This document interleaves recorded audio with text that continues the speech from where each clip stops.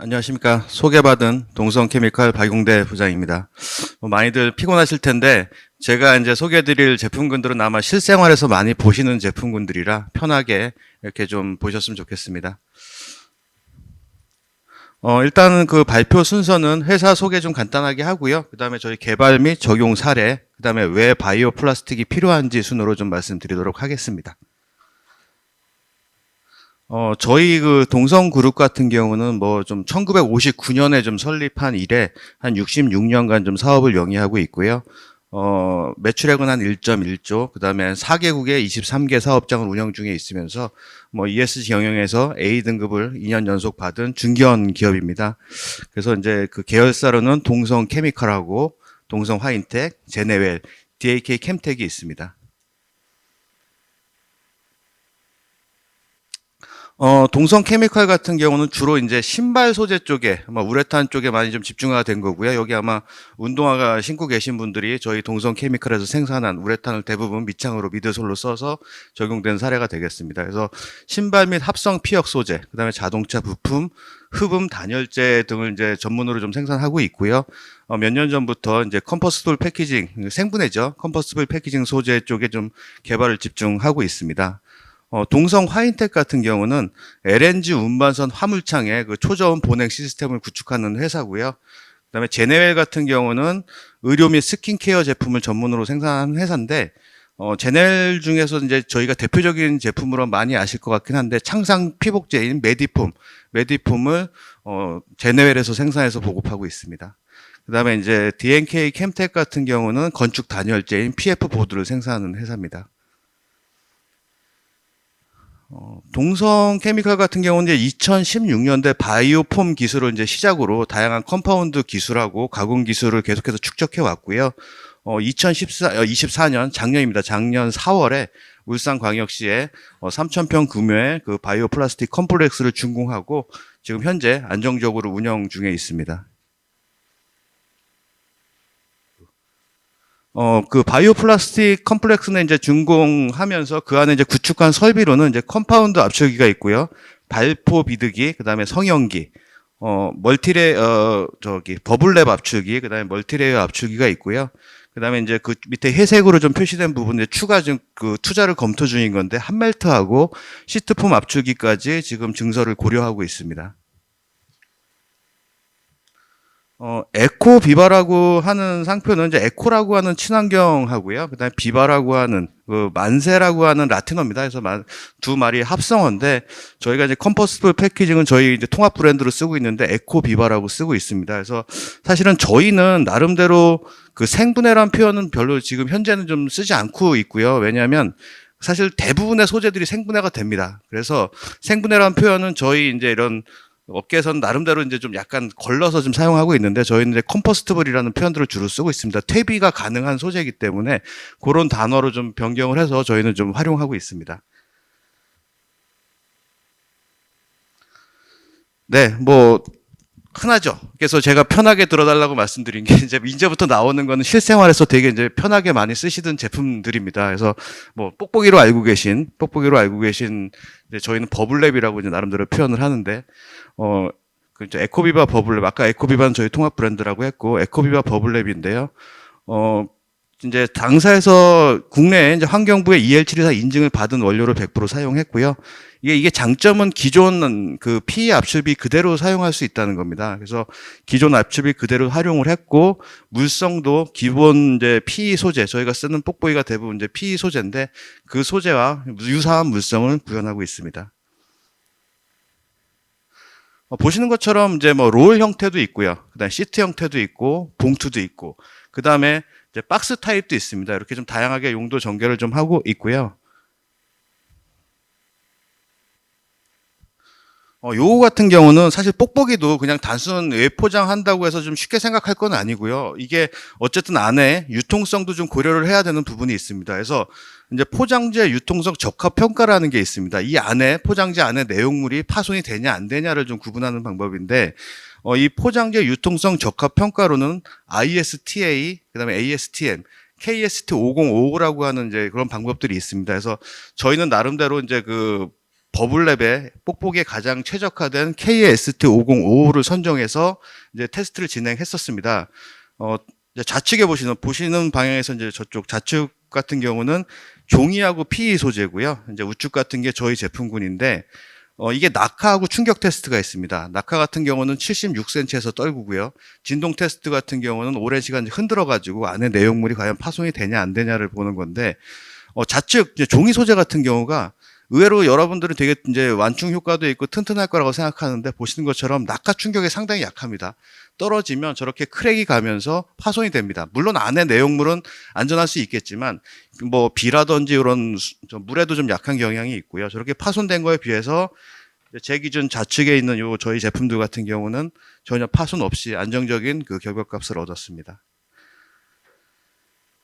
두 번째 이제 비드폼입니다. 뭐 요것도 마찬가지로 스티로폼 박스죠. 스티로폼 박스인데 저희 이제 그런 표현 안 쓰고 이제 비드폼이라는 표현을 쓰는데, 저희 동성 이제 자체 발포 기술로 개발한 제품이고요. PLA 기반입니다. PLA 기반이고요. 일단은 이 발포를 하려면 발포 가스를 써야 됩니다. 뭐 부탄이든 펜탄이든 이런 가스들을 많이 쓰는데 이게 이산화탄소 발생이 상당히 높습니다. 그런 거에 비해서 저희 제품 이제 그 초인계 이산화탄소를 썼습니다. 그래서 화학 발포제를 사용하지 않았기 때문에 상당히 좀 친환경적이고요. 그 다음에 TUV 인증을 받았습니다. TUV 인증을 받았고, 물론 산업 인증이긴 한데 여기 이제 제 다음으로 발표해질 에코디언 쪽 통해서 저희가 이제 BPI 인증까지도 곧 5월 중에 좀 발행이 될 것 같습니다. 그리고 이제 추가로 아까 다른 섹션에서 좀 강의하셨던 PHA 소재를 활용한 홈하고 소일 인증까지도 지금 고려를 하고 있는 상황입니다. 네. 뭐 제품 일단은 뭐 기본적으로 택배 물류 박스 쪽으로 적용하고 있고요. 그 다음에 명절에 설이나 추석에 주로 사용하는 고급 명절 선물 세트. 그 다음에 이제 뭐 화장품, 의료, 와인, 그 다음에 전자제품 모서리 보호대 이런 제품들이 있고, 그 다음에 이제 부표가 있습니다. 이제 부표 같은 경우는 다음 장에서 좀 소개를 드릴 건데.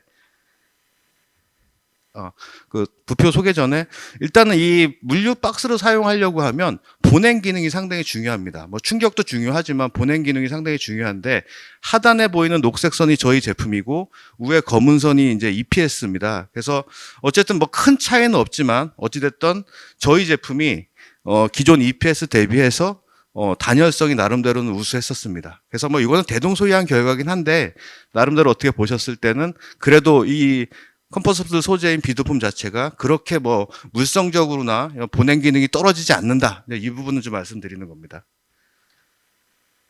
네, 이제 부표 부근이고요. 사실은 바닷가 뭐 다 가보셨겠지만 바닷가 가보시면 정말 이제 말도 안 될 정도로 오염이 심각하게 돼 있습니다. 그래서 저희도 이제 그 친환경 부표를 좀 도입하고자 몇 년 전부터 좀 개발을 시작했고요.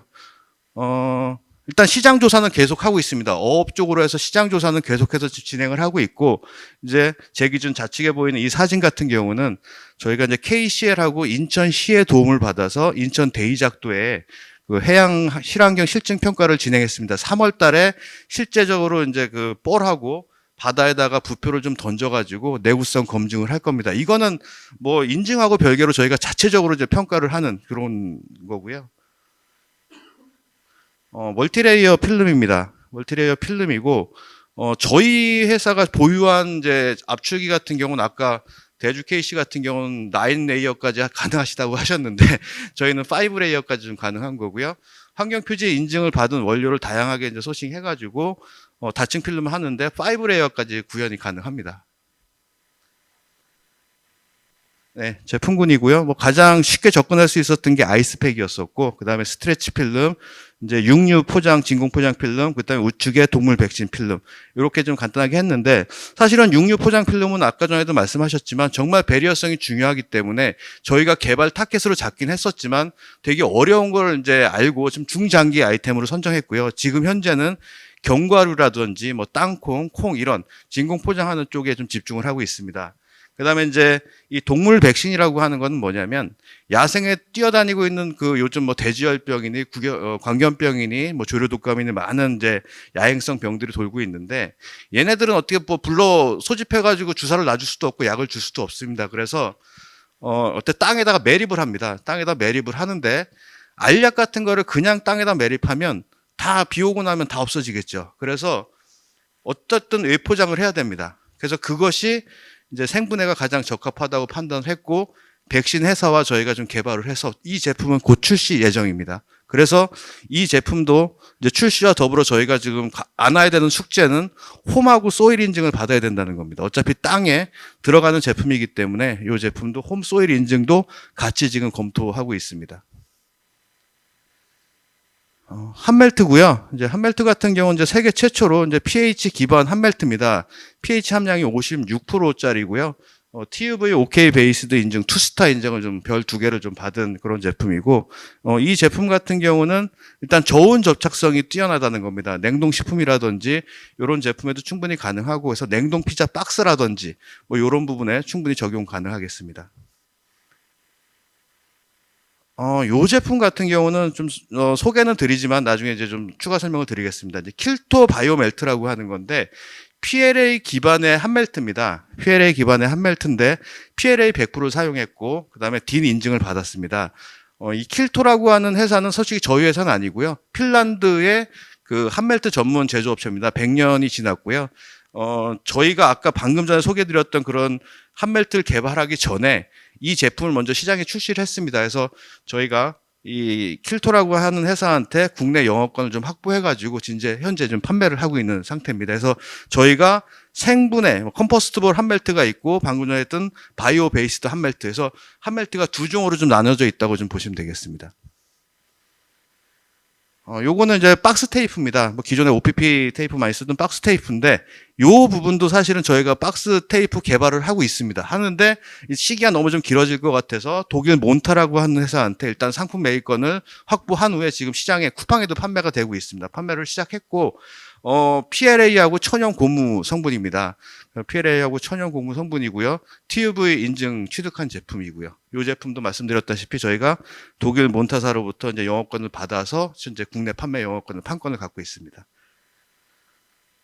스트랩입니다. 스트랩이고요. 요거 이제 PLA 기반이고 저희가 상당히 좀 긴 시간 개발한 아이템 중에 하나인데 PP하고 유사한 물성 구현을 했습니다. 그리고 이제 그 스트랩의 제일 중요한 게 강도도 강도인데 그 작업성이거든요. 그 요즘 수동하고 밴딩, 그 자동 밴딩기에서 이게 엉키거나 뭐 끊어지거나 이러면 안 되는데 그런 부분을 극복을 했습니다. 그래서 양산도 곧 가능할 것 같습니다. 그래서 국내 큰 전자업체랑도 저희가 좀 컨택을 하고 홍보하고 있는 그런 상황입니다.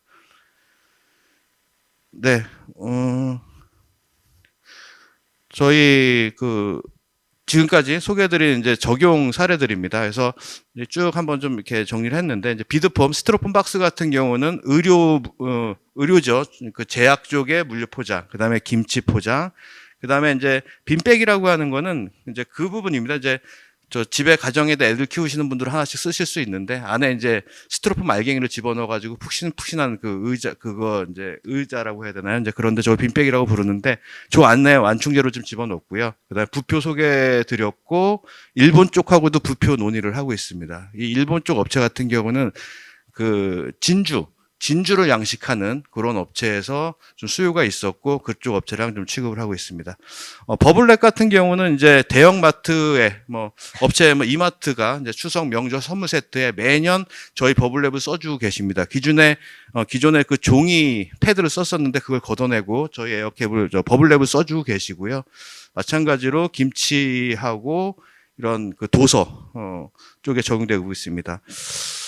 한멜트 같은 경우는 이제 화장품 회사랑 거래가 되고 있고, 그 다음에 최근에 그 공기청정기 필터에 저희 한멜트를 좀 써주는 개발이 좀 같이 경행이 되고 있습니다. 그다음에 포장 테이프 같은 경우는 뭐 도서라든지, 전자제품 박스, 이제 그 전자회사의 1차 벤더 쪽에서 저희 제품을 좀 써주고 계시고요.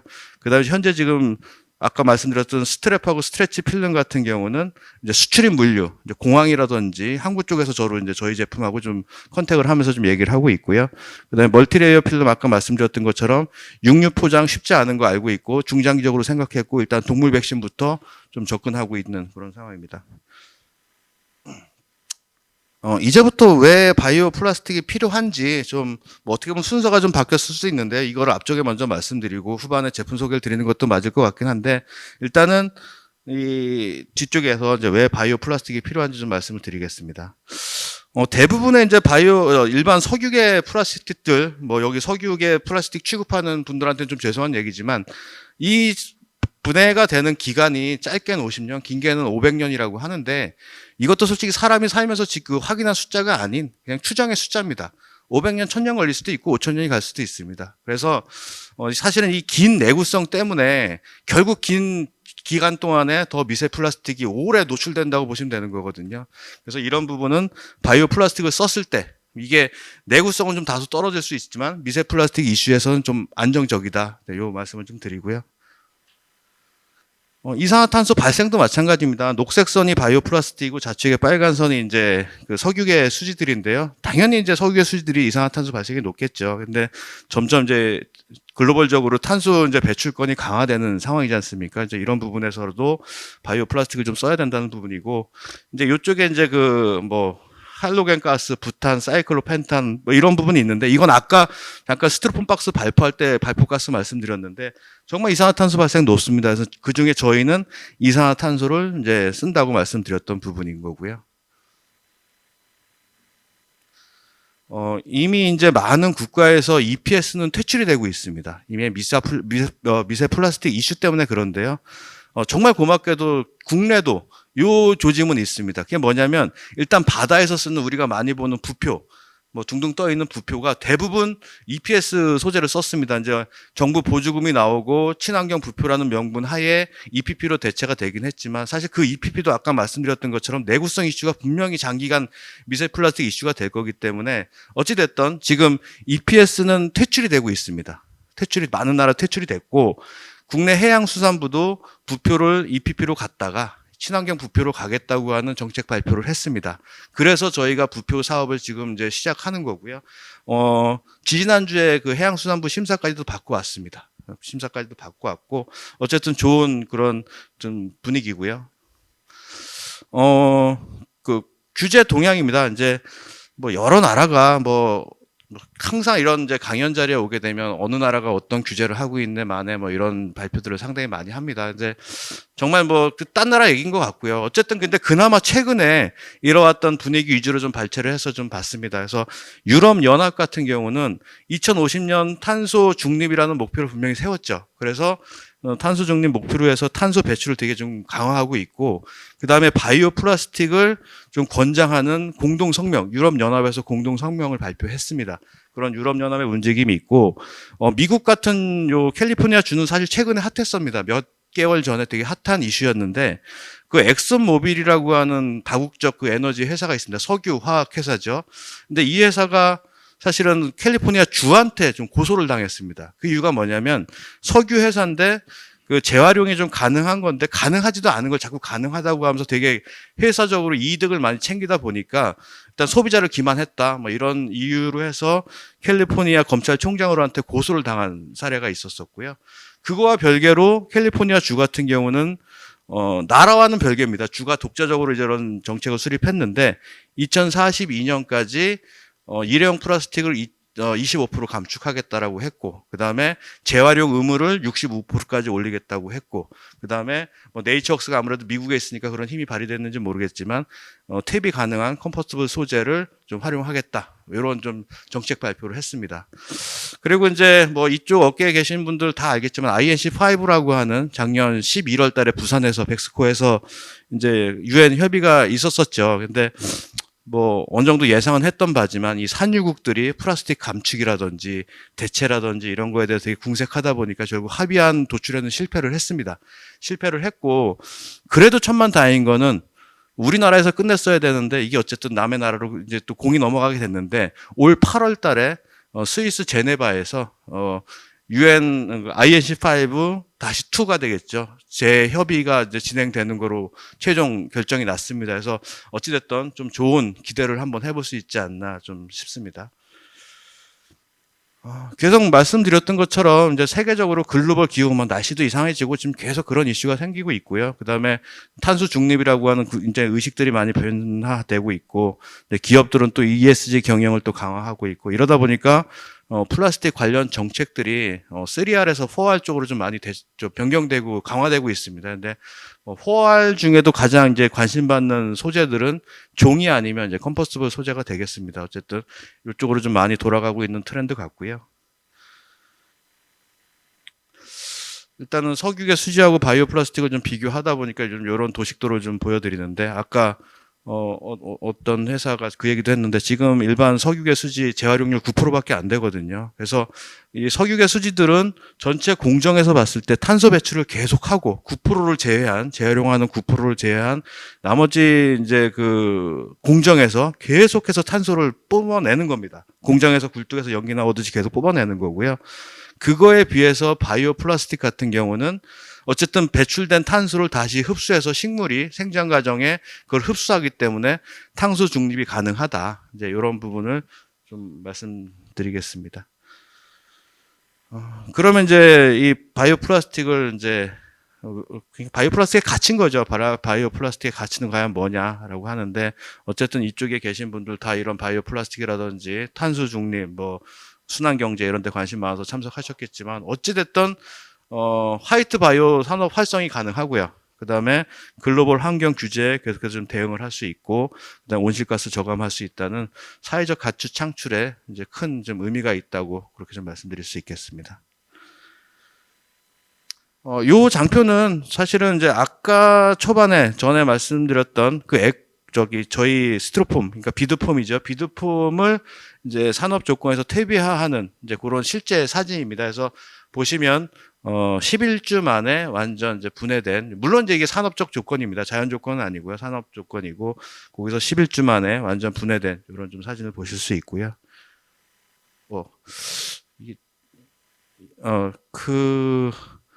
네, 사실 제가 이제 요 제본 자료하고 발표 자료가 좀 사실 차이가 있는데, 마지막 사실 장표 제가 이제 발표하고 싶었던 거는, 저희 이제 바이오 플라스틱이 가능한 게 유기성 폐자원하고 바이오 플라스틱을 이제 같이 섞어서, 바이오 가스가 가능하다는 이제 실증 사업을 진행하고 있습니다. 그래서 그 환경부 주관하에 4년의 시간을 주고 지금 실증하고 있는데, 저희 회사도 여기에 좀 동참을 했습니다. 그래서 동참을 해가지고, 이제 4년 후면 저희도 이 바이오 플라스틱을 써서 바이오 플라스틱을 사용해서 바이오 가스를 만들어서 에너지원을, 석유 한 방울 안 나는 저희 나라가 바이오 가스를 만들 수 있다는 상당히 좀 의미 있는 시간이고요. 그다음에 저희가 마지막으로 이제 드리고 싶은 말씀은, 어쨌든 바이오 플라스틱은 탄소 중립하고 순환 경제의 핵심입니다. 어쨌든 이것을 좀 잊어버리면 안 되겠고요. 그다음에 정부, 뭐 기업, 저희 민간 소비자들까지 모두 협력해야 그날이 좀 탄소 중립이라든지 순환 경제가 좀 빨리 오지 않을까 싶고요. 어쨌든 그런 날이 좀 빨리 오기를 좀 기대하면서 발표 마치도록 하겠습니다.